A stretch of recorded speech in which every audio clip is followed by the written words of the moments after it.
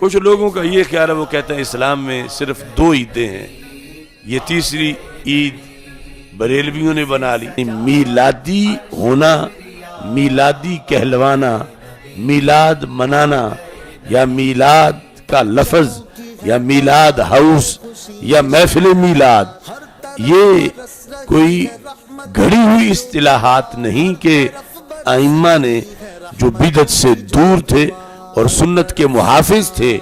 ان اماموں نے اپنی کتابوں کے اندر پورے ابواب جو ہیں اس سلسلہ میں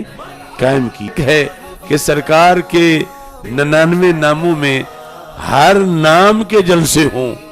یا 99 سے بھی زائد نام ہیں، ان میں سے ہر نام کے جلسے ہوں، مگر وہ سارے جلسے جس جلسے پر مرتب ہوتے ہیں وہ جلسہ میلاد النبی صلی اللہ علیہ وسلم کا جلسہ ہے۔ ایک طرف ہے منو سلوہ کا نزول اور دوسری طرف ہے خدا کے آخری رسول۔ تو منو سلوہ کا نزول قرآنی نقطہ نظر میں عید بن سکتا ہے کہ نازل ہو منو سلوہ تو عید ہے۔ تو جب رسول اکرم نور مجسم شفیع معظم صلی اللہ علیہ وسلم کی جلوہ گری ہو تو اس کے لیے تو پھر عید کا لفظ چھوٹا ہو جائے گا، یعنی وہ عیدوں کی عید ہے، لیکن کم از کم عید تو اسے ماننا چاہیے۔ رب اشرح لی صدری ویسر لی امری واحلل عقدۃ من لسانی یفقہوا قولی۔ رضیت باللہ ربا وبالاسلام دینا وبمحمد صلی اللہ علیہ وسلم نبیا ورسولا۔ اللہ اکبر، اللہ اکبر، اللہ اکبر، لبیک لبیک لبیک یا رسول اللہ صلی اللہ علیہ وسلم۔ الحمدللہ رب العالمین والصلاة والسلام علی خاتم النبیین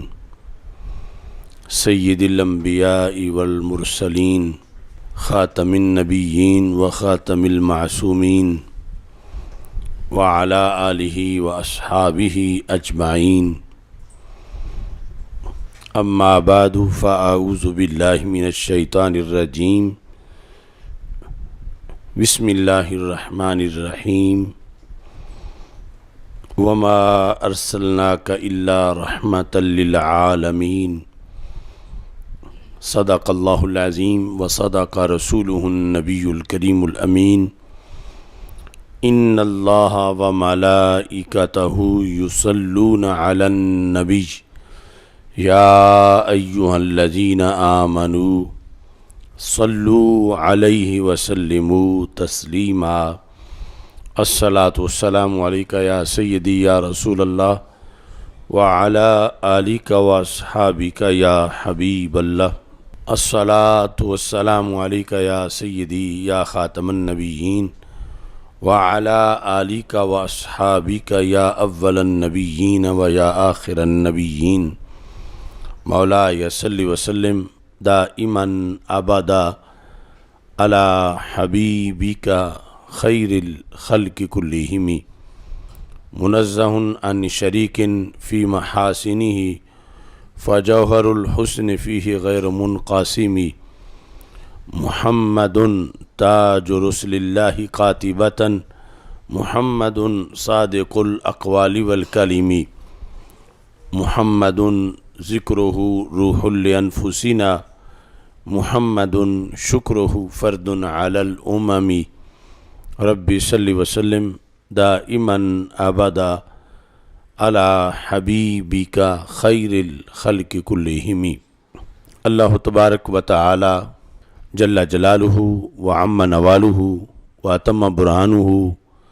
وعظم شانہ وجل ذکرہ وعز اسمہ کی حمد و ثناء، اور حضور سرور کائنات مفخر موجودات زینت بزم کائنات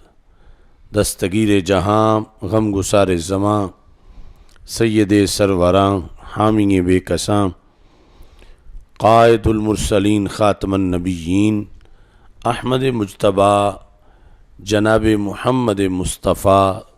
صلی اللہ علیہ وآلہ واصحابہ وبارک وسلم کے دربار گوہر بار میں ہدیہ درود و سلام عرض کرنے کے بعد السلام علیکم ورحمۃ اللہ وبرکاتہ۔ تمام حضرات کو ربیع الاول شریف کی آمد مبارک ہو۔ میری دعا ہے خالق کائنات جل جلالہ ہم سب کو اس ماہ خیر و برکت میں صحت و عافیت کے ساتھ کثرت درود و سلام کی توفیق عطا فرمائے، اور رب ذوالجلال ہمیں زیادہ سے زیادہ محافل میلاد کے انعقاد اور سیرت طیبہ کے بیان اور اس پر عمل کی توفیق عطا فرمائے۔ استقبال ربیع الاول شریف کانفرنس کا آج انعقاد کیا جا رہا ہے، اور یکم ربیع الاول شریف کے معطر منور لمحات ہیں۔ سرور کونین سید المرسلین خاتم الانبیاء حضرت محمد مصطفیٰ صلی اللہ علیہ وآلہ واصحابہ وبارک وسلم آپ کی دنیا میں جلوہ گری کائنات کا سب سے اہم موقع ہے، جس سہانی گھڑی چمکا طیبہ کا چاند، اس دل افروز ساعت پہ لاکھوں سلام۔ بڑے بڑے متبرک مقدس لمحات کائنات میں آئے ہیں، مگر جس لمحہ سرور کونین حضرت محمد مصطفیٰ صلی اللہ علیہ وسلم کی جلوہ گری ہوئی، یہ ایک گھڑی پوری تاریخ انسانیت کے لیے سروری اور سردار کی حیثیت رکھتی ہے۔ اس گھڑی کے اندر جتنی رحمت کائنات کو نصیب ہوئی اور کسی صدی کا بھی وہ حصہ نہیں، کیونکہ صرف اسی گھڑی میں جلوہ گر ہونے والی ذات کا لقب رحمت للعالمین صلی اللہ علیہ وسلم ہے، کہ آپ کی آمد سے پہلے اور آپ کی آمد کے بعد جتنی بھی کائنات میں رحمتیں تقسیم ہوئیں، وہ سب کی سب رسول اکرم صلی اللہ علیہ وسلم کے نور اور ظہور کی برکات ہیں۔ یہ لمحہ آنے سے پہلے آپ کا نور ان تمام سعادتوں کے لیے قاسم کی حیثیت رکھتا تھا، اور ظہور کے بعد نبی اکرم نور مجسم شفیع معظم صلی اللہ علیہ وسلم کی ذات گرامی انما اللہ معطی و انا قاسم کا مقام رکھنے والی ذات ہے، کہ سرکار فرماتے ہیں اللہ عطا کرتا ہے اور میں اللہ کی عطاؤں کو تقسیم کرتا ہوں۔ نبی اکرم نور مجسم شفیع معظم صلی اللہ علیہ وسلم کی جلوہ گری سے پہلے پوری تاریخ میں تواتر کے ساتھ آپ کا تذکرہ ہوتا رہا، اور آپ کے آنے کی دعائیں مانگی جاتی رہیں۔ جب بھی لوگ اکٹھے بیٹھتے تھے تو رسول اکرم صلی اللہ علیہ وسلم کی نشانیوں کا تذکرہ کرتے تھے، اور آپ کی آمد کے زمانے کے قرب کے لحاظ سے دعائیں مانگتے تھے، اور پھر وہ زمانہ آیا جسے کائنات ہمیشہ کے لیے 12 ربیع الاول شریف سے تعبیر کرتی ہے، اور قیامت تک ساری عیدوں میں سے اس کو ایک بڑی عید کے لقب سے یاد کیا جاتا ہے۔ امام دمشقی نے جامع الآثار فی مولد النبی المختار کی پہلی جلد کے اندر یہ لکھا ہے، اور یہی بات امام بہقی نے اپنی کتاب دلائل النبوہ یعنی نبوت کی دلیلیں، رسول پاک صلی اللہ علیہ وسلم کی نبوت کی دلیلیں،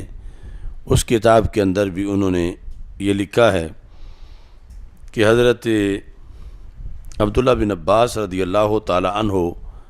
روایت کرتے ہیں کانت یہود و خیبر تقاتل غطفان، خیبر کے جو یہودی تھے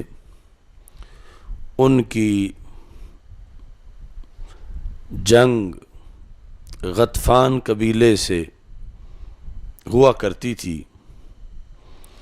فَكُلَّمَا التقوا ہزمت یہود و خیبر، تو جب بھی لڑائی ہوتی تو خیبر کے یہودی غطفان کے مقابلے میں شکست پا جاتے۔ تو بالآخر چونکہ یہود اہل کتاب تھے تو انہوں نے اپنی علمی مراجع اور مآخذ سے دعا تلاش کی کہ جس کی وجہ سے ان کو جنگ میں فتح حاصل ہو۔ فعازت الیہود بہذا الدعاء، تو پھر یہود نے ایک دعا ڈھونڈ لی اور اس دعا کی قوت سے انہوں نے جنگ لڑی۔ دعا یہ تھی اللہم انا نسألک بحق محمد صلی اللہ علیہ وسلم النبی الامی الذي وعدتنا ان تخرجہ لنا فی آخر الزمان الا نصرتنا علیہم۔ یہ دعا جو یہود کے علمی ہستیاں تھیں انہوں نے یہود کو سکھائی کہ یہ کتابوں میں یہ دعا موجود ہے اور ایک ایسی ہستی ہیں کہ جن کا نام لینے سے اللہ مدد کرتا ہے۔ تو اللہم انا نسألک، اے اللہ ہم تجھ سے سوال کرتے ہیں بحق محمد، حضرت محمد صلی اللہ علیہ وسلم کے وسیلے سے، النبی الامی، جن کا لقب نبی امی ہے، یعنی وہ تیری طرف سے سب کچھ پڑھے ہوئے آئیں گے، وہ دنیا میں کسی انسان کے شاگرد نہیں ہوں گے۔ الذی وعدتنا،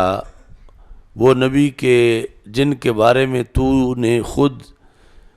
کتابوں میں وعدہ کر رکھا ہے، آسمانی کتابوں میں، ان تخرجہ لنا، کہ ان کو تو بھیجے گا ہمارے لیے، فی آخر الزمان، سب سے آخری زمانے میں، یعنی نبیوں کی آمد کا جو آخری زمانہ ہے، جو آخری نبی کی حیثیت سے جن کی آمد ہوگی، یہ وعدہ تو نے کر رکھا ہے کہ نام ان کا محمد صلی اللہ علیہ وسلم ہوگا اور وہ نبی امی ہوں گے اور وہ آخری نبی ہوں گے۔ اے اللہ ہم ان کے نام کے وسیلے تجھ سے دعا کرتے ہیں تو ہماری مدد کر۔ الا نصرتنا علیہم، کہ ہمارے دشمن جو غطفان ہیں ان کے مقابلے میں تو ہماری مدد کر، اس نام کے صدقے جو نام نامی اسم گرامی محمد صلی اللہ علیہ وسلم ہے۔ حضرت عبداللہ بن عباس رضی اللہ تعالیٰ عنہ کہتے ہیں فَكَانُوا إِذَا الْتَقَوْا دَعُوا بِهَذَا الدُّعَاء، اب ان کی جب بھی جنگ ہوتی تو وہ پہلے یہ دعا پڑھتے، جنگ سے پہلے اس دعا کے تلفظ کرتے، فَهَزَمُوا غَطْفَانَ، تو اب وہ ہر بار غطفان کو شکست دے دیتے، یعنی پہلے ہر بار یہ یہود غطفان سے شکست کھا جاتے، لیکن جب یہود کے علماء نے ان کو یہ دعا پڑھائی کہ جس میں رسول اکرم صلی اللہ علیہ وسلم کی آمد کا تذکرہ ہے کہ اے اللہ تو نے وعدہ کیا ہے کہ تو انہیں بھیجے گا، تو اگرچہ آئے تو نہیں دنیا میں، لیکن ان کے نام کے صدقے ہی تو ہماری مدد کر دے۔ اور پھر دعا کے اندر رسول اکرم صلی اللہ علیہ وسلم کی ختم نبوت کا بھی ذکر ہے کہ نبیوں کی آمد کے جو اوقات ہیں ان سے سب سے آخری موقع ان کی آمد کا ہے، ان کے بعد کوئی نبی نہیں آئے گا۔ تو رسول اکرم نور مجسم شفیع معظم صلی اللہ علیہ وسلم کا تذکرہ اس طرح امتوں میں آپ کی آمد سے پہلے بھی برکت کے حصول کے لیے اور مدد کے حصول کے لیے کیا جاتا تھا، اور اس تذکرے میں آپ کے نبی ہونے کا بھی ذکر تھا، اور یہ کہ آپ سب سے آخر میں اس دنیا میں رونق افروز ہوں گے، اس چیز کا تذکرہ بھی موجود تھا۔ اور پھر رسول اکرم صلی اللہ علیہ وسلم کی جلوہ گری کا جو رب نے پہلی کتابوں کے اندر وعدہ کر رکھا تھا، اس وعدے کا بھی حوالہ دیا جاتا تھا۔ تو اس سے اندازہ لگایا جا سکتا ہے کہ آمد مصطفیٰ صلی اللہ علیہ وسلم جب کائنات میں نہیں ہوئی تھی، اس وقت آپ کی آمد کے تذکرے سے جب اتنی برکات حاصل کی جا رہی تھیں، تو جب آپ واقعی اس دنیا میں تشریف لے آئے اور پھر آپ اپنی شریعت لے آئے اور پھر اس شریعت کو دنیا میں نافذ کیا، اور پھر وہ شریعت آج بھی ہمارے پاس موجود ہے، تو اب وہ آمد کی گھڑی کہ جس کا بالفعل فیض ہمارے پاس موجود ہے، اب اس کا تذکرہ کس قدر مشکل کشائی اور حاجت روائی کا کام کرے گا کہ جب کہ ابھی آمد ہوئی بھی نہیں تھی، اس وقت بھی نامی لینے سے جنگوں میں فتح حاصل ہو جاتی تھی، اور جب رسول پاک صلی اللہ علیہ وسلم آ بھی چکے اور پھر کروڑ فیوز و برکات، آپ کی سیرت، آپ کی صورت، آپ کی شریعت، آپ کے اہل بیت اور آپ کے صحابہ رضی اللہ تعالی عنہم کی شکل میں، قرآن کی شکل میں آپ کے جو فیوز و برکات کائنات کو میسر ہیں،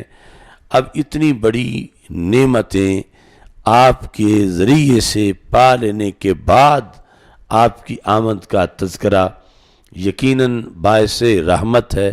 باعث برکت ہے، اور اس سے انسان پورا سال بلاؤں سے وباؤں سے محفوظ رہتا ہے، اور نبی اکرم نور مجسم شفیع معظم صلی اللہ علیہ وسلم کی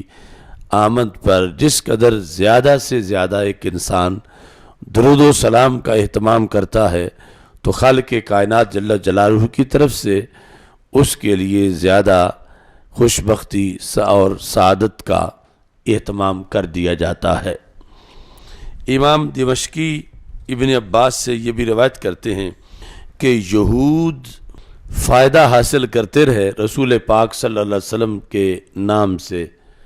یعنی وہ فائدہ کہ جو پہلے کبھی انہیں فتح حاصل نہیں ہوتی تھی، اور جب سرکار کا نام لے کے جنگیں لڑیں تو پھر انہیں ہر بار فتح حاصل ہوئی۔ فلما بعث النبی صلی اللہ علیہ وسلم، لیکن وہی نبی کہ جن کی آمد کا وہ انتظار کرتے تھے اور اللہ سے کہتے تھے تو نے وعدہ کیا ہے کہ تو انہیں بھیجے گا، اور جنہیں نبی امی کہتے تھے، نبی آخر الزمان کہتے تھے، وہ حضرت محمد مصطفیٰ صلی اللہ علیہ وسلم جب رونق افروز ہوئے کفروا بھی، تو اب ان یہود نے ماننے سے انکار کر دیا، یعنی رسول پاک صلی اللہ علیہ وسلم کو نبی ماننے سے انکار کر دیا۔ تو مطلقاً رسول پاک صلی اللہ علیہ وسلم کی صفت و ثنا کرنا اور بات ہے، اور رسول پاک صلی اللہ علیہ وسلم کا کلمہ پڑھنا اور بات ہے۔ کتنے ہندو، سکھ، یہودی، کرسچن ان کی طرف سے، حتیٰ کہ مرزا قادیانی کی طرف سے بھی رسول پاک صلی اللہ علیہ وسلم کی لکھی ہوئی نعتیں ملتی ہیں، تو نعتیں لکھنا اور معاملہ ہے، کلمہ پڑھنا اور معاملہ ہے۔ تو جب کلمہ انہوں نے نہ پڑھا یہود نے، تو پھر اللہ ناراض ہوا، خالق کائنات جل جلالہ نے یہ آیت نازل کی، وَكَانُوا مِن قَبْلُ يَسْتَفْتِحُونَ عَلَى الَّذِينَ كَفَرُوا، کہ یہ لوگ وہ ہیں کہ میرے محبوب کے نام کی برکت سے دوسرے کافروں پر فتح پاتے تھے، فتح طلب کرتے تھے، جنگوں کے اندر فلما جاءہم ما عرفوا کفروا بہ، پس جب تشریف لے آئے وہ جنہیں یہ پہلے سے پہچانتے تھے، کفروا بہ، تو انہوں نے ماننے سے انکار کر دیا۔ یہ رب ذوالجلال یہود کی مذمت کر رہا ہے اور کہتا فلعنت اللہ علی الکافرین، اللہ کی لعنت ہو کافروں پر۔ تو یہ جو آیات کریمہ ہیں ان میں اس چیز کا بھی پتہ چلا کہ رسول پاک صلی اللہ علیہ وسلم کی آمد سے پہلے آپ کی معرفت پائی جاتی تھی، یعنی آپ کو پہچاننا، آپ کے بارے میں تعارف، جو کہ قرآن کہتا ہے فلما جاءہم ما عرفوا، ما عرفوا یہ جا کا فاعل ہے، وہ آئے جنہیں یہ پہچانتے تھے، یہ یہود جن کو پہچانتے تھے۔ جو لوگ اہل کتاب نہیں تھے، مشرکین مکہ، انہیں تو پہلے پہچان نہیں تھی، لیکن جو اہل کتاب تھے جنہوں نے اپنی کتاب میں پڑھا ہوا تھا، انہیں پہلے بھی پہچان تھی کہ حضرت محمد صلی اللہ علیہ وسلم آخری نبی مکہ مکرمہ سے ظاہر ہوں گے اور وہ نبی ہوں گے، یہ ان کو پہچان تھی۔ لیکن محض پہچان کام نہ آئی، کیونکہ ایک ہوتا ہے جاننا، دوسرا ہوتا ہے ماننا۔ صرف جاننا کافی نہیں، جاننے کے ساتھ ماننا بھی ضروری ہے، اور اگر کوئی جاننے کے باوجود نہ مانے تو پھر سختی بھی زیادہ ہوتی ہے اللہ کی طرف سے۔ یعنی جو جانتا ہی نہیں اور نہیں مانتا تو کافر تو وہ بھی ہے، مگر اس پر وہ وعید نہیں جو جاننے کے باوجود پھر نہ مانے۔ تو خالق کائنات جل جلالہ نے اس واسطے یہود کے لیے فوراً یہاں لعنت کا لفظ استعمال کیا، فلعنت اللہ علی الکافرین، اللہ کی لعنت ہے کافروں پر۔ اب یہاں جن کا ذکر ہے پہلے تو ان کافروں پر لعنت ہے، اور وہ کون ہیں؟ یہود، کہ پہلے تو رسول پاک صلی اللہ علیہ وسلم کے نام نامی کے صدقے فتح پاتے رہے، اتنا کچھ کھاتے رہے سرکار کے نام کے صدقے، اور پھر صفتیں بھی بیان کرتے تھے کہ وہ نبی امی ہیں، آخری نبی ہیں۔ تو اللہ فرماتا ہے جب جنہیں وہ جانتے تھے وہ آ گئے، یعنی حضرت محمد مصطفیٰ صلی اللہ علیہ وسلم، تو کلمہ پڑھنے سے انکار کر دیا۔ آج بھی کچھ لوگ ہمارے بڑے سادہ مزاج ہوتے ہیں کہ فلاں سکھ نے سرکار کی نعت کہی ہے اور فلاں ہندو نے کہی ہے، تو فلاں بد مذہب نے اتنا اچھا قصیدہ لکھا ہے۔ یہ جو ایک معرفت ہے نعت کی شکل میں، یہ آخرت میں یا ایماندار ہونے میں شمار نہیں ہوگی، یعنی وہ یہودی یہودی ہی رہے گا، ہندو ہندو ہی رہے گا، سکھ سکھ ہی رہے گا، جب تک کہ وہ رسول پاک صلی اللہ علیہ وسلم کو آخری نبی اور رسول تسلیم نہیں کرتا، لا الہ الا اللہ محمد الرسول اللہ صلی اللہ علیہ وسلم یہ کلمہ نہیں پڑھتا، اگرچہ وہ 100 جلدوں میں بھی کتاب لکھ دے رسول پاک صلی اللہ علیہ وسلم کے فضائل پر، سیرت پر، تو اس کے بارے میں یعنی یہ تو کہا جا سکتا ہے کہ اس نے یہ کارنامہ کیا، یہ سیرت لکھی ہے، مگر یہ نہیں اس کے لیے نرم گوشہ رکھا جا سکتا کہ اس کی بخشش ہو جائے گی، مغفرت ہو جائے گی، یا وہ مسلمان شمار ہوگا، کیونکہ جب تک وہ رسول پاک صلی اللہ علیہ وسلم کو نبی تسلیم نہ کرے اور آخری نبی تسلیم نہ کرے، اس وقت تک وہ لعنت کا ہی مستحق رہے گا۔ جس طرح کہ یہاں یہود چرچا بڑا کرتے تھے، لیکن جب آ گئے رسول پاک صلی اللہ علیہ وسلم تو معرفت ان کو تھی، جس کا ذکر قرآن کرتا ہے کہ جنہیں وہ پہچانتے تھے وہ آ گئے، یعنی رسول پاک صلی اللہ علیہ وسلم۔ مگر آگے کیا ہوا؟ کافروا بھی، نبی ماننے سے انکار کر دیا اب انہوں نے، رسول ماننے سے انکار کر دیا۔ تو یہ نہیں کہ سب نے کیا، بہت سے لوگوں نے کلمہ بھی پڑھا۔ حضرت عبداللہ بن سلام نے کلمہ پڑھ لیا، تو جنہوں نے کلمہ پڑھ لیا اللہ نے ان کو ڈبل ایمان کی شان دی۔ اور بخاری شریف میں ہے کہ یہ جو اہل کتاب میں سے کلمہ پڑھ جائے،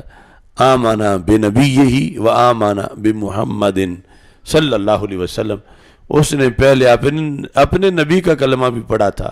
اور پھر رسول پاک صلی اللہ علیہ وسلم کا کلمہ بھی پڑھا، تو اسے ڈبل ایمان دیا جائے گا، ڈبل ایمان کی شان۔ اور جس یہودی یا نصرانی نے کلمہ نہیں پڑھا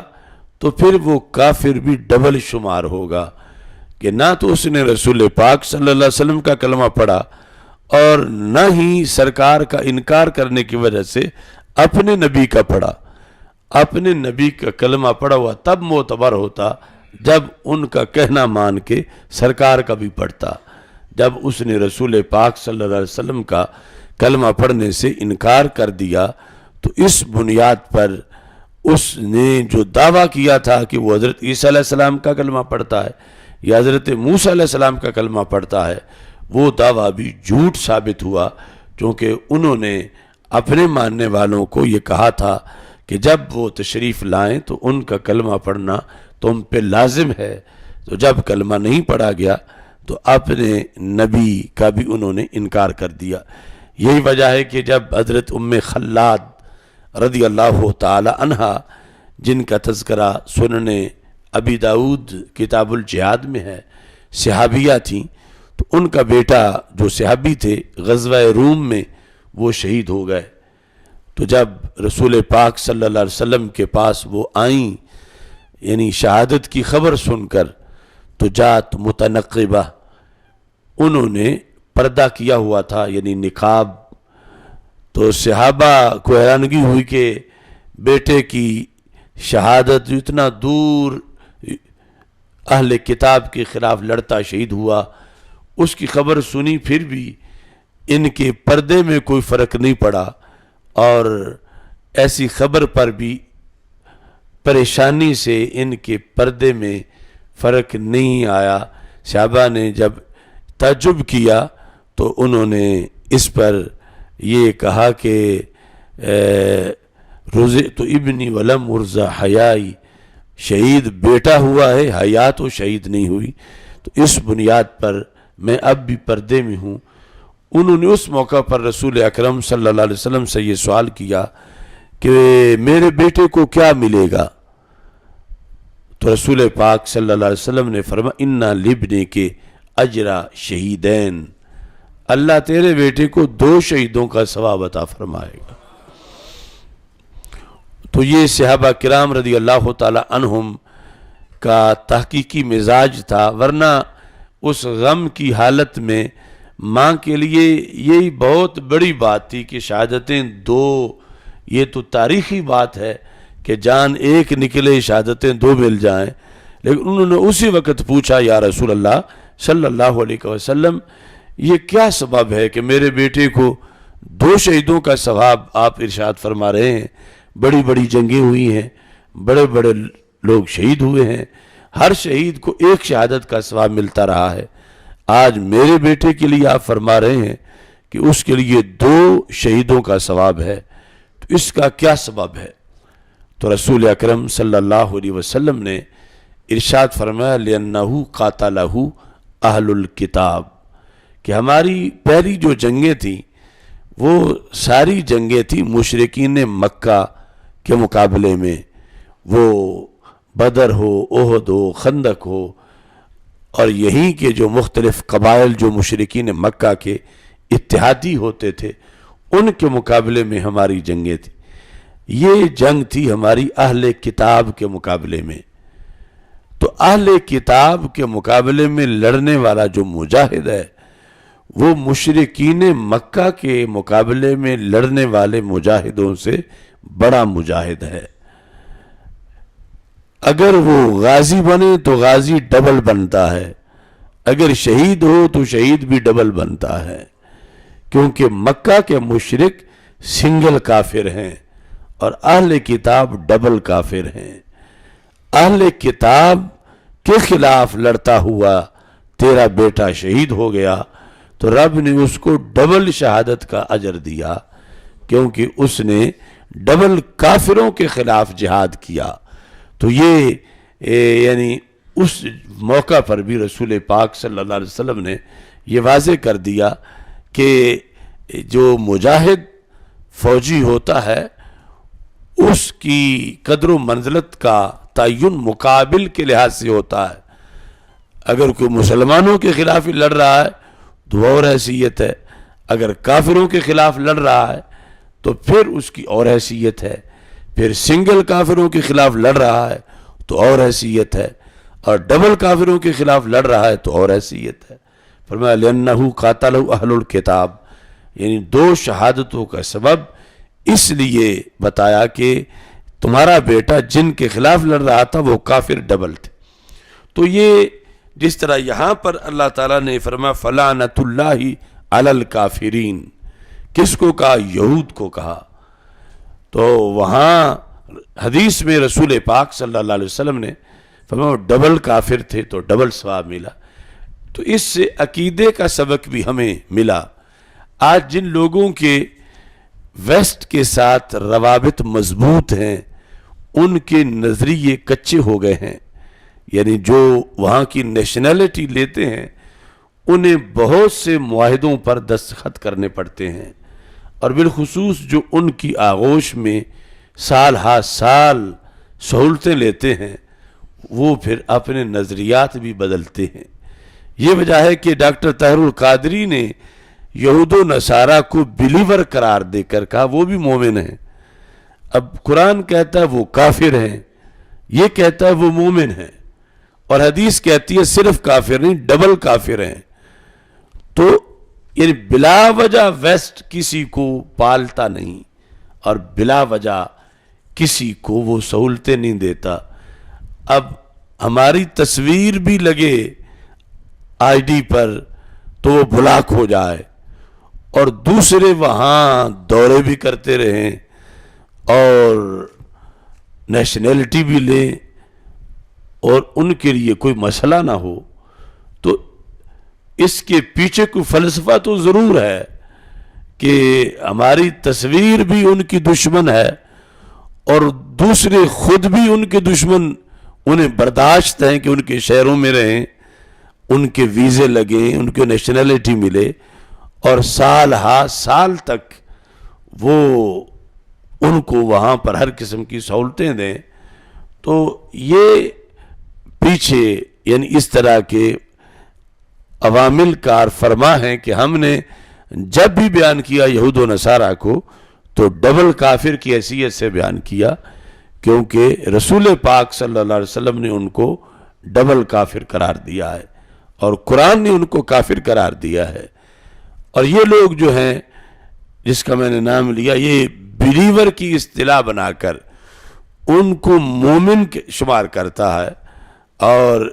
کافر صرف انہیں کہتا ہے کہ جو بت پرست ہو یا ہندو ہو سکھ ہو وہ کافر ہے، اور جو اہل کتاب ہیں وہ مومن ہیں اس کے بقول، جبکہ مومن کہنے سے بندہ منکر قرآن بن جاتا ہے، کہ قرآن نے ان کو جا بجا کافر کہا ہے۔ اور صرف کافر نہیں بلکہ سنن ابی داؤد سیاستہ میں جو اہم کتاب ہے اس کے اندر رسول پاک صلی اللہ علیہ وسلم نے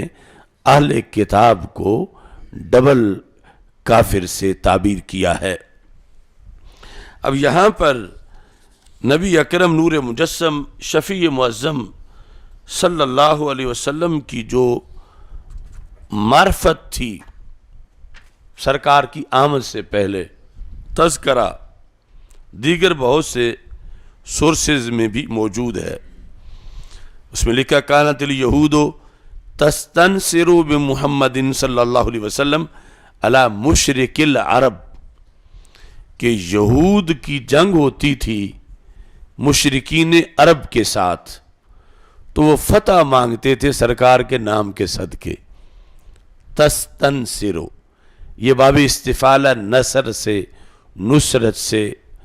مدد چاہنا، مدد مانگتے تھے۔ کیسے؟ بمحمد صلی اللہ علیہ وسلم، رسول اکرم صلی اللہ علیہ وسلم کے وسیلے سے مدد مانگتے تھے اور کہتے تھے اللہم بس ھذا النبی الذی نجدہ مکتوبا عندنا، اے اللہ جن کا نام ہماری کتابوں میں لکھا ہوا ہے محمد صلی اللہ علیہ وسلم، ان کو دنیا میں تو بھیج دے۔ اور اس دعا کے اندر بھی کہتے تھے حتی نعذب المشرکین، آ جائیں اگر وہ تشریف لے آئیں تو ہمارا مشرکوں کے مقابلے میں پلڑا بھاری ہو جائے گا، ہم مشرکین کو عذاب دیں گے، وَنَقْتُلَهُمْ، اور ہم ان کو قتل کریں گے، کیونکہ حضرت محمد صلی اللہ علیہ وسلم بھی مشرکین کے خلاف ہوں گے، ہم بھی مشرکین کے خلاف ہوں گے، تو پھر ہمارا پلڑا بھاری ہو جائے گا، یار اب ان کو جلدی بھیج دے۔ یعنی ایک تو سرکار کا نام لے کر مدد پہلے بھی طلب کرتے تھے، اور دوسرا آمد کے بھی منتظر تھے کہ رسول پاک صلی اللہ علیہ وسلم کی ولادت ہو اور آپ دنیا میں ظاہر ہوں۔ فلما بعث محمد صلی اللہ علیہ وسلم ورأوا انہ من غیرہم، جب رسول پاک صلی اللہ علیہ وسلم کی ولادت ہوئی اور پھر چلتے چلتے وہ وقت آیا کہ آپ نے اعلان نبوت فرمایا، تو کفروا بہ، انہوں نے انکار کر دیا کلمہ پڑھنے سے۔ اس کے پیچھے بھی ان کی ایک سیاسی بیس تھی، وہ اپنے آپ کو عرب کی اپوزیشن سمجھتے تھے، یہود، اور جب رسول اکرم صلی اللہ علیہ وسلم عرب میں جلوہ گر ہوئے، یعنی یہ خاندان بنی ہاشم یہ عرب ہے، یہود اگرچہ آباد یہیں تھے حجاز میں ہی، لیکن وہ اپنے آپ کو عرب نہیں کہلاتے تھے، وہ یہود تھے، اور انہیں انتظار تھا کہ رب ہمارے اندر بھیجے گا حضرت محمد مصطفیٰ صلی اللہ علیہ وسلم کو۔ اور جب رسول پاک صلی اللہ علیہ وسلم عرب کے اندر بھیجے گئے تو کفروا بہ حسدا للعرب، انہوں نے کلمہ پڑھنے سے انکار اس لیے کیا کہ انہیں عرب سے حسد تھا، کہ یہود کو عرب سے حسد تھا، تو یہ حسد ان کو لے ڈوبا، اور رسول اکرم صلی اللہ علیہ وسلم عرب میں تھے، وہم یعلمون انہ رسول اللہ صلی اللہ علیہ وسلم، انہیں اس میں کوئی شک نہیں تھا سرکار کی رسالت میں، وہ جانتے تھے کہ آپ اللہ کے رسول صلی اللہ علیہ وسلم ہیں، یہ انہیں پکا پتہ تھا، لیکن حسد کی بنیاد پر جب انہوں نے انکار کیا تو اللہ تعالیٰ نے فرمایا فلما جاءہم ما عرفوا کفروا بہ فلعنۃ اللہ علی الکافرین، کہ جو صرف اس بیس پر اپنے قبائلی تعصب کی بنیاد پر، عیب تو کوئی میرے نبی میں نہیں، لیکن یہ چاہتے تھے کہ ہمارے اندر مبعوث ہوں،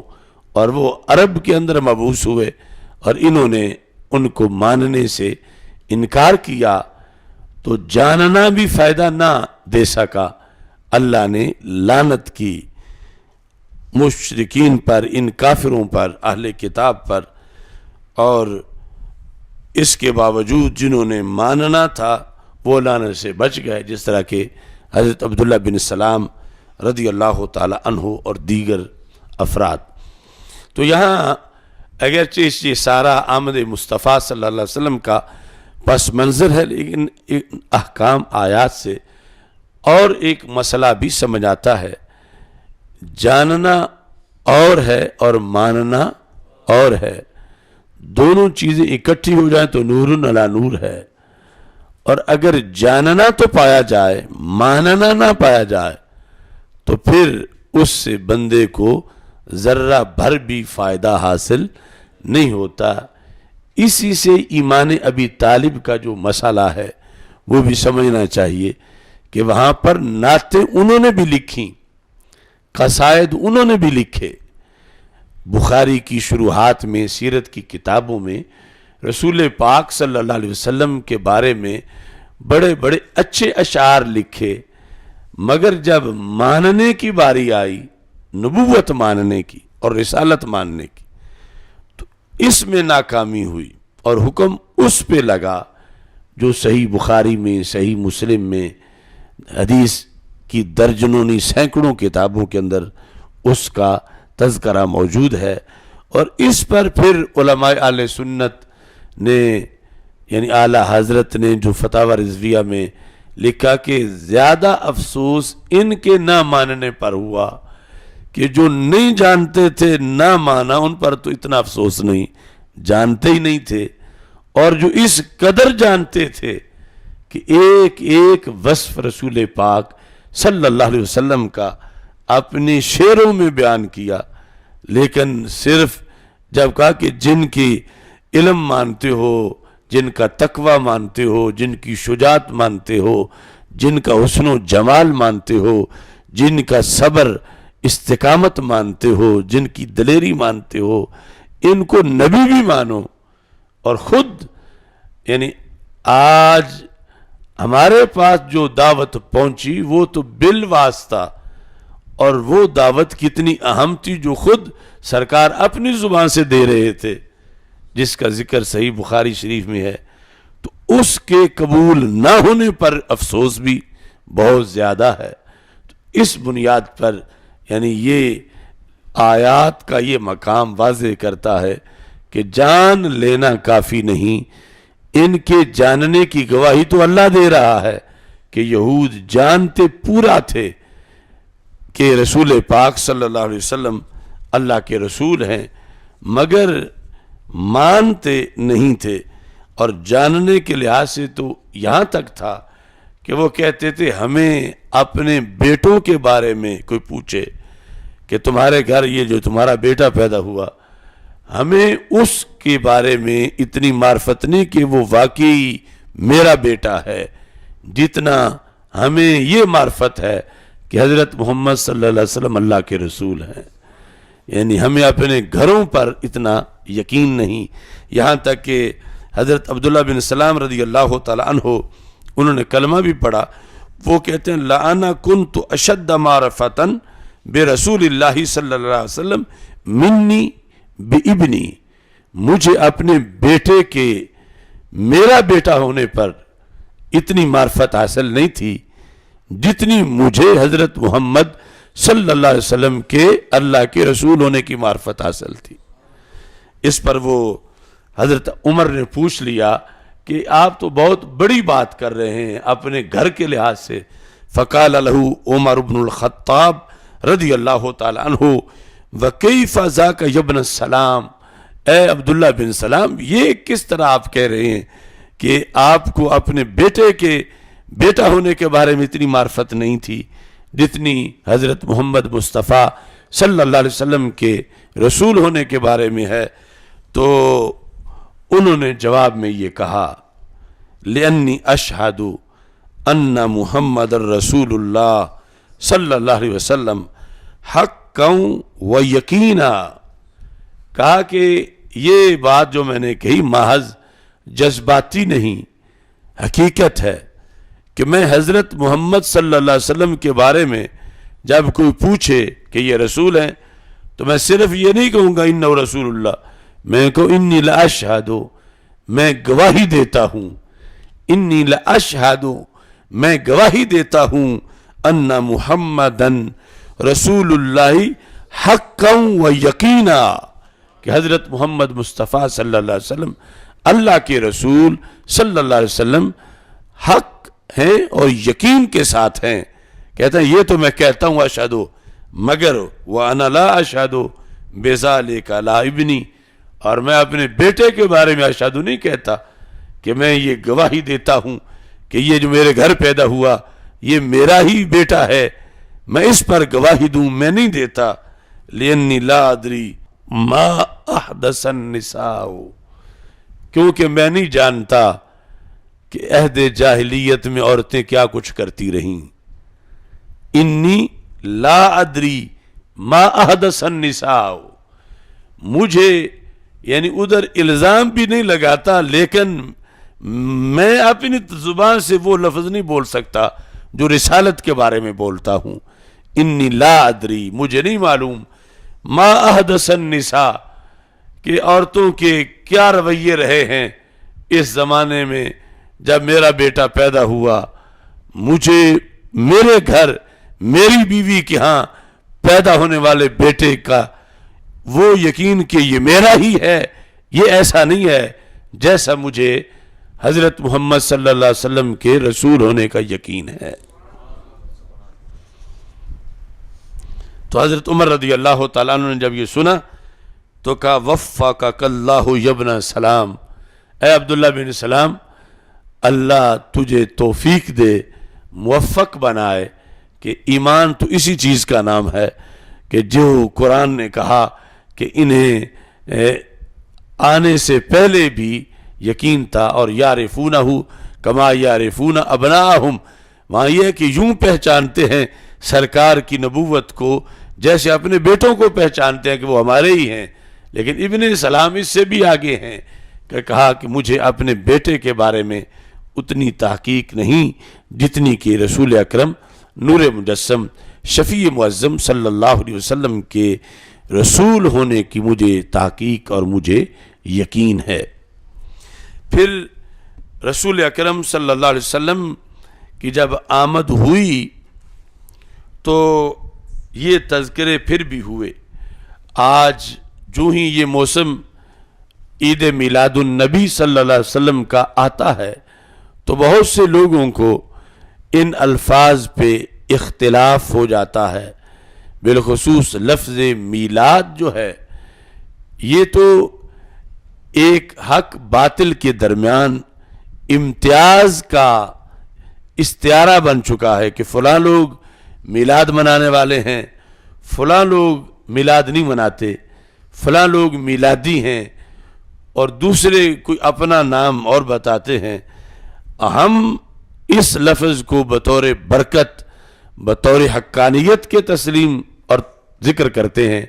جبکہ دوسرے اسے ایک بدعت کا تاثر دینے کے لیے اور میلاد منانے والوں کو معاذ اللہ بدعتی قرار دینے کے لیے اس لفظ کا استعمال کرتے ہیں کہ یہ تاثر دیتے ہیں کہ شاید یہ امام احمد رضا بریلوی رحمۃ اللہ علیہ نے یہ کوئی لفظ گھڑ لیا اور آگے لوگوں نے پھر یہ محافل شروع کر دیں. تو اس لفظ کے پس منظر کے لحاظ سے بھی ہمیں استقبال ربیع الاول شریف کی آج کے پروگرام میں وضاحت کرنی ہے کہ ہماری جو 6 بڑی کتابیں ہیں قرآن کے بعد جن کو صحاح ستہ کہا جاتا ہے،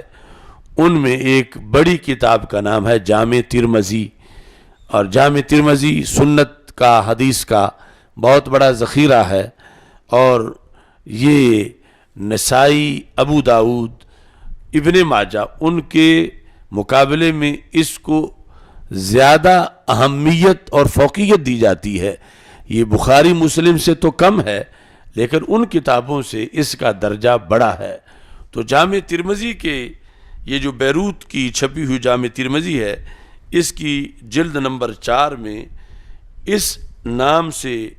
پورا باب قائم کیا گیا ہے، جس لفظ کو آج یہ دیوبندی وہابی ایک اچھوت قرار دیتے ہیں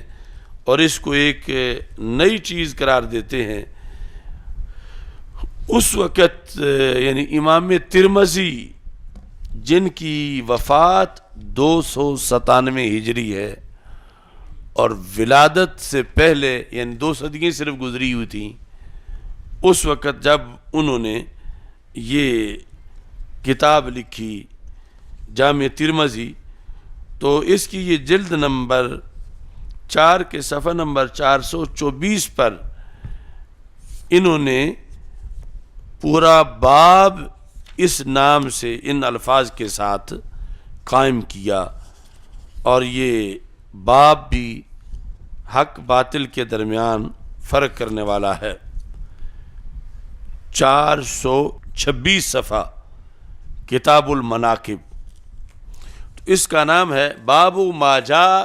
فی میلاد النبی صلی اللہ علیہ وسلم، یعنی باب ما جاء فی میلاد النبی صلی اللہ علیہ وسلم. رسول پاک صلی اللہ علیہ وسلم کے میلاد کے بارے میں جو باب ہے، تو یعنی یہ امام احمد رضا بریلوی نے کوئی لفظ میلاد گھڑ کے یا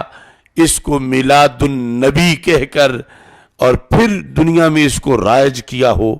بلکہ ابھی تو امت کی صرف 2 صدیاں گزری تھیں۔ اس کے علاوہ جو لٹریچر اسلامی ہے، خود صحابہ و تابعین کے جو الکلمات ہیں وہ علیحدہ ہے، لیکن یہ جو مدون کتابیں کمپائل جن کو کیا گیا قرآن مجید کے بعد جو 6 صحیح کتابیں ہیں، ان میں جامع ترمذی کے اندر باقاعدہ باب کا نام ہے باب ما جاء فی میلاد النبی صلی اللہ علیہ وسلم، کہ رسول اکرم صلی اللہ علیہ وسلم کے میلاد کے بارے میں جو کچھ آیا ہے حدیث میں اس کا اس میں ذکر کیا جائے، ما جاء فی میلاد النبی صلی اللہ علیہ وسلم۔ تو اس بنیاد پر یعنی میلادی ہونا، میلادی کہلوانا، میلاد منانا، یا میلاد کا لفظ یا میلاد ہاؤس یا محفل میلاد، یہ کوئی گھڑی ہوئی اصطلاحات نہیں کہ بعد کے مسلمانوں نے ایسا کر دیا ہو، بلکہ ائمہ نے جو بدعت سے دور تھے اور سنت کے محافظ تھے، ان اماموں نے اپنی کتابوں کے اندر پورے ابواب جو ہیں اس سلسلہ میں قائم کیے کہ رسول اکرم صلی اللہ علیہ وسلم کی آمد، ولادت، آپ کے میلاد کا تذکرہ۔ اور یہ بات اس لحاظ سے بھی بڑی اہم ہے کہ ہمارے عقائد میں سے ایک اہم عقیدہ ہے عقیدہ ختم نبوت۔ عقیدہ ختم نبوت کا جو بیان ہے وہ موقوف ہے میلاد نبی صلی اللہ علیہ وسلم پر، یعنی اگر رسول پاک صلی اللہ علیہ وسلم کی ولادت ہی نہ ہوتی تو ختم نبوت کا عقیدہ کیسے بنتا؟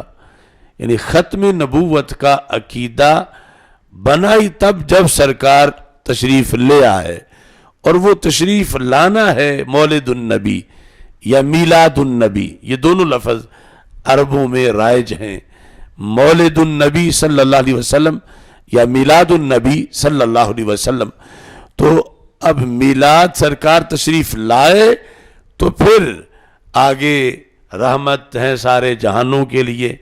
تشریف لائے، بشیر ہیں، نذیر ہیں، سراج منیر ہیں، سمیع بصیر ہیں، یہ ساری صفتوں کا اظہار جس وجہ سے ہوا وہ وجہ میلاد ہے۔ تو اس بنیاد پر یعنی سیرت کا ہر باب محتاج ہے کہ اس کے تذکرے سے پہلے میلاد کا ذکر ہو، اور عقیدہ ختم نبوت وہی بیان کر سکتا ہے جو میلاد النبی مانتا ہو۔ اگر کوئی شخص میلاد النبی ہی نہیں مانتا تو سرکار کو آخری نبی کیسے مانے گا؟ یعنی آئے ہیں رسول پاک صلی اللہ علیہ وسلم، دنیا میں آپ کی ولادت ہوئی ہے، تو پھر یہ خاتم النبیین ہے۔ دنیا میں آنے کے لحاظ سے عالم ارواح کی اصطلاحیں، ان کے احکام جدا ہیں، اگرچہ آپ کا نام پہلے بھی اس وقت بھی خاتم النبیین تھا، لیکن جب دنیا میں تشریف لائے تو تشریف لانے کے بعد رسول پاک صلی اللہ علیہ وسلم آپ ملجا ہیں، مأوا ہیں، مشکل کشا ہیں، حاجت روا ہیں، شمس الدحا ہیں، بدر الدجا ہیں، بشیر النذیر ہیں، سراج منیر ہیں، رحمت للعالمین اور خاتم النبیین۔ یہ سارے عہدے جو ہیں ان کی جو بیس ہے اس بیس کو میلاد النبی صلی اللہ علیہ وسلم کہا جاتا ہے۔ تو اس بنیاد پر یعنی ان سب کے مقابلے میں اس کا منانا لازم ہے، اس لیے 14 صدیوں میں امت اس کا اہتمام کرتی آئی ہے، ورنہ تو یہ ضرور لائق ہے کہ سرکار کے 99 ناموں میں ہر نام کے جلسے ہوں، یا 99 سے بھی زائد نام ہیں ان میں سے ہر نام کے جلسے ہوں، مگر وہ سارے جلسے جس جلسے پر مرتب ہوتے ہیں وہ جلسہ میلاد النبی صلی اللہ علیہ وسلم کا جلسہ ہے، تو اس بنیاد پر عید میلاد کا زیادہ اہتمام کیا جاتا ہے۔ اور پھر اس کو جو عید کہا جاتا ہے، تو عید کا لغوی معنی یہ ہے کہ جو دن عود کر کے آئے، لوٹ کے آئے، یعنی ایک بار آیا ہے تو پھر آئے۔ الجمعہ تو عید للمسلمین، جمعہ مسلمانوں کی عید کا دن ہے، تو یہ 7 دنوں کے بعد لوٹ کے آ جاتا ہے۔ اب جمعہ ہے تو انشاءاللہ پھر اگلا جمعہ ہوگا۔ ایسے ہی کچھ دن لوٹتے ہیں سال کے بعد، تو ان پر بھی لفظ عید بولا جاتا ہے۔ اور پھر مطلقاً خوشی کا جو موقع ہو اس کو بھی عید سے تعبیر کیا جاتا ہے۔ تو یہ جس جہت کو بھی سامنے رکھیں، جس وجہ کو بھی، اسی وجہ سے لفظ عید کا اطلاق کرنا صرف جائز ہی نہیں بلکہ کئی وجوہ سے سب سے زیادہ لفظ عید کا مصداق یہی دن ہے جس کو 12 ربیع الاول شریف کہا جاتا ہے، اور اس واسطے اس کو صرف عید نہیں بلکہ عیدوں کی عید سے تعبیر کیا جاتا ہے۔ اب تیسرے پارے میں ہے خالق کائنات جل جلالہ نے مختلف انعامات کا یہاں بھی ذکر کیا، اور اس کے بعد رب ذوالجلال نے، چونکہ پورے قرآن مجید میں یہ مباحث عید میلاد النبی صلی اللہ علیہ وسلم کی موجود ہیں، الحمد سے لے کر والناس تک، تو خالق کائنات جل جلالہ نے جس وقت حضرت عیسیٰ علیہ السلام کا تذکرہ کیا اور حضرت عیسیٰ علیہ السلام کی جو دعائیں تھیں ان کا خالق کائنات جل جلالہ نے ذکر کیا قرآن مجید برہان رشید کے اندر، تو اس میں یہ ہے کہ انہوں نے یہ دعا مانگی، انزل علینا مائدۃ من السماء تکون لنا عیدا، اے اللہ تو ہم پر آسمان سے مائدہ کا نزول کر، آسمان سے مائدہ کا نزول کر۔ وہ مائدہ کا نزول کیا بنے؟ وہ ہمارے لیے عید بن جائے۔ یہ سورہ مائدہ ہے، 7واں پارہ ہے، اس کے اندر یہ الفاظ موجود ہیں، اذ قال الحواریون یا عیسی ابن مریم هل یستطیع ربک ان ینزل علینا مائدۃ من السماء، جب حواریون نے کہا، عربی زبان میں حواری کہتے ہیں مخلص صحابی کو، یعنی اردو پنجابی میں تو کسی کے جو چیلے ہیں ان پر لفظ حواری بولا جاتا ہے، یعنی حواری کو اتنا اچھے معنی میں نہیں بولا جاتا، لیکن عربی زبان میں مخلص اصحاب کو حواری کہا جاتا ہے۔ اذ قال الحواریون یا عیسی ابن مریم، جب حواریون نے کہا کہ اے عیسیٰ بن مریم، هل یستطیع ربک ان ینزل علینا مائدۃ من السماء، کیا تمہارا رب یہ کر سکتا ہے کہ وہ ہم پر آسمان سے مائدہ کا نزول کرے؟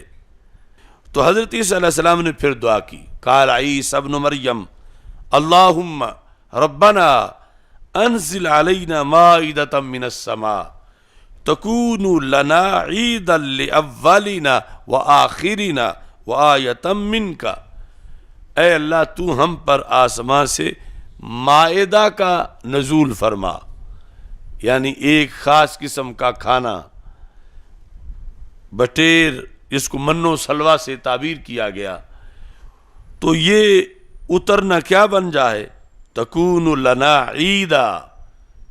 یہ ہمارے لیے عید بن جائے۔ تو یہ لفظ عید قرآن مجید میں استعمال ہے، تکون لنا عیدا، اللہ کے ایک نبی ایک چیز کے بارے میں لفظ عید بول رہے ہیں. اگر من و سلوہ کا نزول ہو جائے تو عید بن جائے. تو ایک طرف ہے من و سلوہ کا نزول اور دوسری طرف ہے خدا کے آخری رسول. تو من و سلوہ کا نزول قرآنی نقطہ نظر میں عید بن سکتا ہے کہ نازل ہو من و سلوہ تو عید ہے. تو جب رسول اکرم نور مجسم شفیع معظم صلی اللہ علیہ وسلم کی جلوہ گری ہو تو اس کے لیے تو پھر عید کا لفظ چھوٹا ہو جائے گا، یعنی وہ عیدوں کی عید ہے. لیکن کم از کم عید تو اسے ماننا چاہیے کہ وہ دن آیا تو پھر سارے عیدیں ہمیں میسر آئیں. اور پھر یہی بھی پتہ چلا کہ کچھ لوگ کہتے ہیں کہ عید اگر تم مانتے ہو عید میلاد النبی صلی اللہ علیہ وسلم تو پھر اس کی نماز کون سی پڑھتے ہو؟ اگر یہ عید ہے تو تم میں سے کئی لوگ عید کے دن روزہ کیوں رکھ لیتے ہیں؟ جو کہ سرکار کی ولادت کے دن روزہ رکھنا مسنون ہے. تو یہاں سے یہ واضح کیا گیا کہ ہر عید کی یہ شرط نہیں کہ اس کی کوئی نماز بھی ہو. کچھ عیدیں نماز والی ہوتی ہیں، یعنی ان کی نماز ہوتی ہے عید الفطر، عید الاضحیٰ. اور کچھ عیدیں وہ ہیں، عیدیں تو ہوتی ہیں مگر ان کی نماز نہیں ہوتی. کچھ عیدیں وہ ہیں کہ عید کے دن کھانا کھائیں وہ ثواب ملتا ہے، نہ کھائیں تو اللہ کی ضیافت سے اعراض بنتا ہے. اور کچھ عیدیں وہ ہیں کہ جن دن اگر روزہ رکھ لیں تو ثواب ملتا ہے، جو رسول پاک صلی اللہ علیہ وسلم کی آمد کے دن کی عید ہے. یہ بھی عید ہے. اب یہاں اگر کوئی اس کے اہتمام میں روزہ رکھتا ہے تو یہ نہیں ہوگا کہ یہ اس بندے کی طرح جس نے عید الفطر کو روزہ رکھ لیا ہو، یہ ویسا نہیں ہوگا. چونکہ نبی اکرم صلی اللہ علیہ وسلم نے عید کا جو اطلاق کیا ہے وہ جمعے پر بھی کیا ہے، اور جمعہ کھایا پیا بھی جاتا ہے جمعے کے دن. کوئی کہتا نہیں کہ اگر جمعہ مسلمانوں کی عید ہے تو پھر جمعے کا روزہ کیوں رکھتے ہو؟ روزہ بھی رکھا جاتا ہے. اور پھر کچھ لوگوں کا یہ خیال ہے، وہ کہتے ہیں اسلام میں صرف 2 عیدیں ہیں، یہ تیسری عید بریلویوں نے بنا لی. تو اسلام میں صرف 2 عیدیں ہونا یہ کوئی اصطلاح نہیں، کوئی قانون نہیں، کوئی شریعت کا ضابطہ نہیں، کوئی آیت نہیں، کوئی حدیث نہیں، بلکہ رسول اکرم نور مجسم شفیع معظم صلی اللہ علیہ وسلم کا فرمان سنن نسائی میں، سیاستہ میں سے سنن نسائی میں موجود ہے کہ آپ نے ایک حدیث کے اندر 5 عیدوں کا ذکر کیا، حالانکہ ابھی اس میں عید الفطر کا نام ہی نہیں لیا. پتہ چلا کہ وہ جو 5 کا ذکر کیا تو وہ 5 بھی آخری فگر نہیں کہ صرف 5 ہیں، 5 کے علاوہ نہیں، لیکن 5 تو جب ایک حدیث میں ہیں تو وہ لوگ کہاں گئے کہ جن کے نزدیک کے ہیں ہی 2 صرف. تو رسول پاک صلی اللہ علیہ وسلم نے فرمایا 9 ذو الحج کے بارے میں، جو عرفہ کا دن ہے، جس دن عرفات میں وقوف کیا جاتا ہے، یوم عرفہ و یوم النحر و ایام التشریق عیدنا اہل الاسلام. فرما 9 ذو الحج بھی اہل اسلام کی عید ہے، 10 ذو الحج بھی اہل اسلام کی عید ہے، 11 ذو الحج بھی اہل اسلام کی عید ہے، 12 ذو الحج بھی اہل اسلام کی عید ہے، اور 13 ذو الحج بھی اہل اسلام کی عید ہے اہل اسلام کی. لیکن وہ ایک حدیث میں 5 عیدیں تو وہاں ذکر ہیں، تو وہ کس دنیا میں رہتے ہیں جو کہتے ہیں کہ عیدیں صرف 2 ہیں؟ اور وہ 5 عیدیں ایک حدیث میں ذکر ہیں کتاب الحج سنن نسائی کے اندر، اور ابھی ان کے اندر جو عید الفطر ہے اس کا تو ذکر ہی نہیں. تو چھٹی تو وہ پھر ساتھ ہوگی. تو اس طرح یعنی کئی اعیاد ہیں اسلام کے اندر، اور ان سب عیدوں سے بڑی عید عید میلاد النبی صلی اللہ علیہ وسلم ہے. تو یہ استقبال ربیع الاول شریف میں ہم نے اس کی گفتگو اس اصطلاح کے لحاظ سے بھی کر دی کہ یہ کوئی ہمارا اپنا گھڑا ہوا کوئی گھڑی ہوئی ٹرم یا اصطلاح نہیں ہے، بلکہ یہ شروع سے آ رہی ہے اور اس کا ہمیشہ اہتمام کیا جاتا رہا ہے۔ دعا ہے رب ذوالجلال اس مہینے کو امت مسلمہ کے لیے زیادہ سے زیادہ برکات کا ذریعہ بنائے اور امت مسلمہ کو اس میں عروج حاصل ہو، امت مسلمہ کی مشکلیں آسان ہوں اور امت مسلمہ کے لیے رب ذوالجلال اس کو خوشیوں کی ضمانت بنائے اور کامیابیوں کی ضمانت بنائے۔ اللہ تعالی ہم سب کا حامی و ناصر ہو۔ وآخر دعوایا ان الحمد للہ رب العالمین۔